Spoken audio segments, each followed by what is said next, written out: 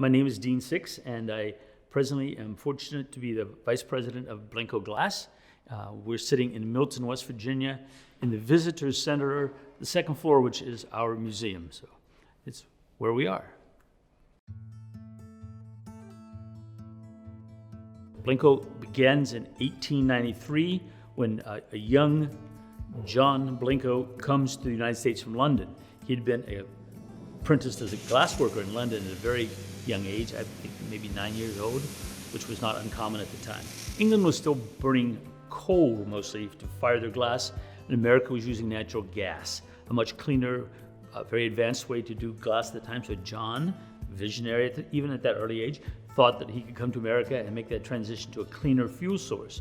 So he went first to Kokomo, Indiana, making again only flat glass, window glass for windows, architectural uses, churches, cathedrals, and homes. Victorian homes used a fair amount of architectural glass. 1893, if you're an American history buff, it's not a good year. It's called the Panic of 1893.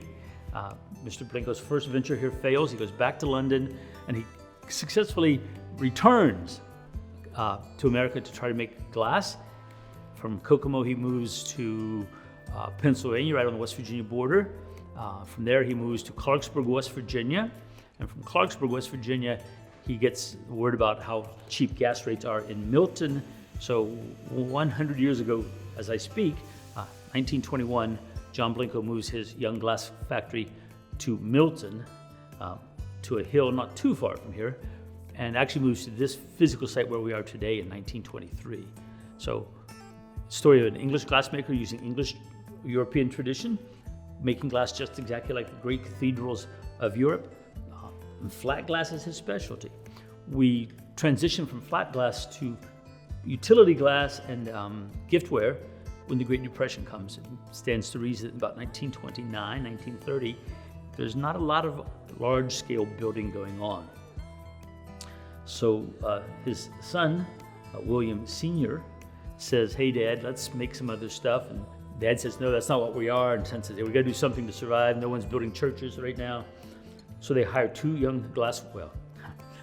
not young glass workers from another nearby factory, which would have been Huntington Tumbler, two brothers, two Scandinavian, Swedish glass workers. Brothers, but their last names are Mueller and Miller. One of them had been Americanized and one of them had not.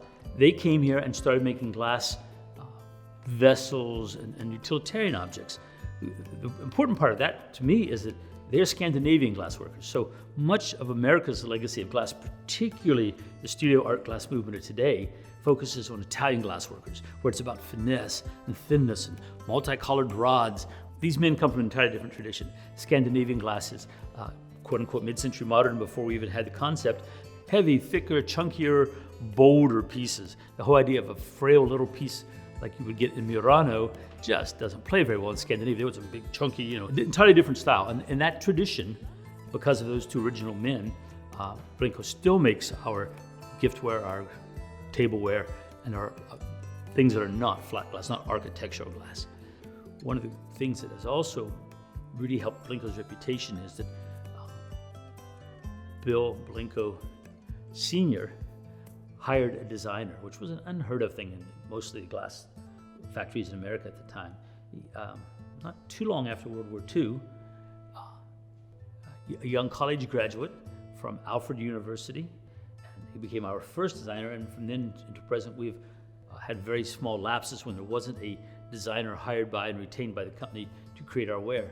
So while lots of other companies were kind of imitating others or trying to figure out what the popular stuff was at the time, we've almost always followed the lead of a designer, someone who was academically or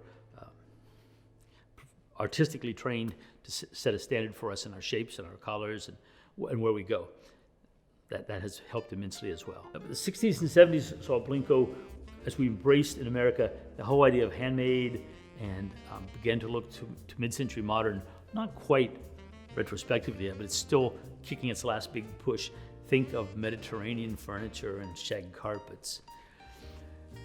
Blenko fits into that in such a big way, and it's such a popular time for Blenko's styles and designs. So through that, we carried by that interest. In the 70s, we began to find glass collectors around the world who carry us through the 70s. By the 80s, things have changed, and it's a little bit rougher, but the market has changed. And the world has changed because it's a world market now, not an American market. As other American glass companies disappeared, and they have almost all disappeared. West Virginia first is in 1815. Over the years, we've had 473 hot glass manufacturers in the state of West Virginia. It's an immense number. Today, there are 4 left only. We're the largest, and we are not but a shadow of what we once were. The glass industry has largely disappeared from the American industrial landscape. Lots of reasons. The materials have replaced glass. We have plastic. Even my glasses are not glass anymore. So the world has changed dramatically, largely because of access to alternative materials. Also to lifestyles. It would have been a very popular thing in the 1940s, not too long after we made that transition to tableware, to give as a gift to a young bride or to anyone gifts of glass for the table, for dining, whether it was formal dining or casual dining out on the patio. It's a concept we stole from the Californians. We just don't do that anymore. You know, you think, when was the last time? Maybe Christmas, right? Or a special holiday, Thanksgiving, but we don't sit down as extended families anymore very often and use formal glassware or glassware at all. Most people, when I talk to them, they have a big acrylic tumbler, you know, something way bigger than anything that would have been historically made, that holds a half of a 2-liter bottle, and that's what they drink out of. The world has changed dramatically, but we are still able, in part because of that split personality, making architectural glass and custom glass on one side, and then the tableware and giftware on the other. Those have allowed us to survive when others haven't. I believe that very firmly. Blenko's role has become, it's interesting, I think, because half the world has never heard of us. And the half that does know Blenko doesn't always know it from the same place. A number of people know it from buildings like the National Cathedral in Washington, D.C., where my favorite window there is the space window.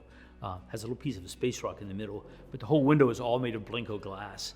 So we can point to that and say, that's us, that's all us.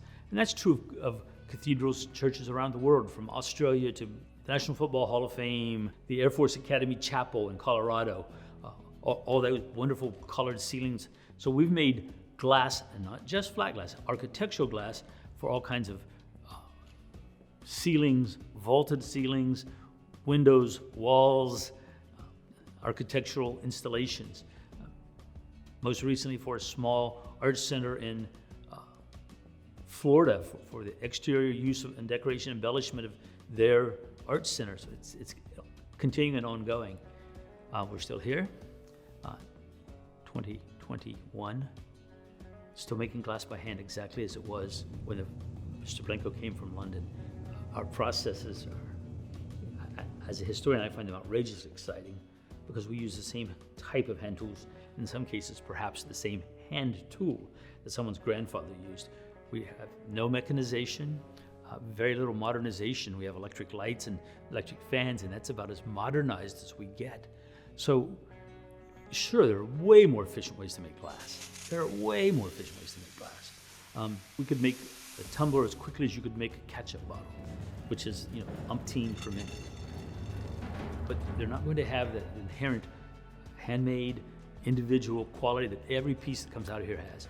We've got folks who've been making glass for 40 years, and when they make 6 of them back to back now, each one's still going to be different, a little taller, a little fatter, a little, and that's, by us, and certainly by those of you who love our glass, that's deemed as a very desirable characteristic. Instead of being absolutely uniform, machine-made, robotically controlled, I would say that our glass very much reflects our staff, that each one has a little bit of character. And that's been true for at least 100 years. Thanks for watching. If you'd like to learn more about Blenko, please subscribe to our YouTube channel and follow us there. Thank you.